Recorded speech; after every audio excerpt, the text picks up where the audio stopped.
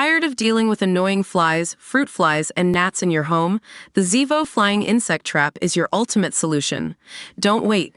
Check out the link in the video description now to get your Zevo Flying Insect Trap on Amazon and enjoy a bug-free home today.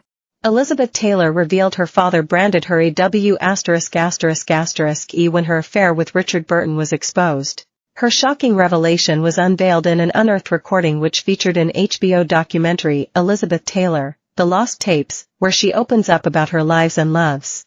The Hollywood star, who passed away in 2011 aged 79, famously sent shockwaves through the showbiz world when she fell for Richard while still married to fourth husband Eddie Fisher, with the lovebirds marrying just 10 days after she divorced Eddie. And while Elizabeth and Richard's union made headlines around the world, drawing shock and anger from both Hollywood and the Vatican, Elizabeth found herself facing very harsh criticism closer to home when her father Francis Len Taylor told her what he thought of her. Speaking to U.S. reporter Richard Merriman in an interview in the mid-60s, Elizabeth said, "My father called me a W***************. Elizabeth met Richard while working on their 1963 film Cleopatra, with the actor having been married to his first wife Sybil Christopher at the time. And it wasn't just the her art dealer father whose ire she faced, but the Catholic Church too," with Elizabeth adding, "I met such opposition from everyone." Speaking on the tapes, she went on, "The Vatican newspaper had come out with an item saying that I was so despicable. My own children should be taken away from me, an attack that really, well, it made me vomit." She also added that she'd had a horrendous week amid threats of violence. In a new documentary, Taylor speaks from beyond the grave to also say her marriage to Fisher was so unhappy she once tried to kill herself by overdosing on sleeping pills. In Elizabeth Taylor, The Lost Tapes, which had its North American premiere at the Tribeca Film Festival in June, she calls it selfish because it would have been ruinous to her children. Taylor also deflects some of the blame for getting involved with Fisher in the first place, and says his marriage to ex-wife Debbie Reynolds was not perfect. In the most biting part of the film, Taylor says that Reynolds' shock at Fisher seeking a divorce was such an act because she and Fisher were unhappy despite their public image as sweethearts.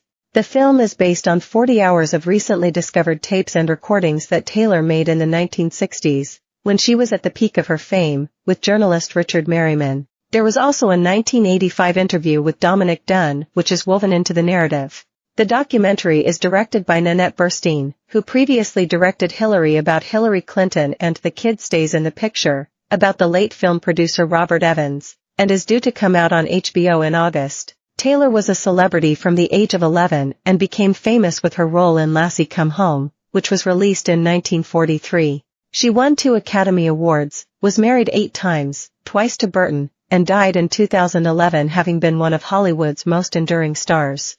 In The Lost Tapes, Taylor describes how uncomfortable she was with becoming famous at such a young age.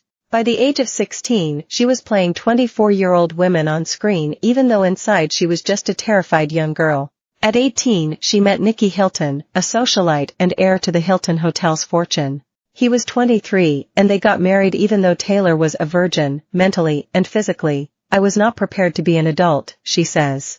"I was in love with being in love, infatuated with love," Taylor says. As a result she made what she calls horrendous mistakes. With Hilton they included his kicking me in the stomach and causing me to have a miscarriage, an episode Taylor recounts with little emotion. Taylor says, "The wedding was lovely. Then came disillusionment. Also a few split lips. Nick was always in a tantrum. I couldn't go back to that life of such mental and physical abuse, and our marriage was over and done with." As a 19-year-old divorcee, Taylor enjoyed the first independent time of her life, and she had a ball while staying at the Plaza Hotel in New York with Roddy McDowall, her co-star on Lassie, who became a lifelong friend. McDowall was gay and Taylor enjoyed his company and that of other gay men, including later Rock Hudson, because she knew they wouldn't try to come on to her. Husband number 2 was actor Michael Wilding, who Taylor calls the Great Stabilizer, as he was 20 years old.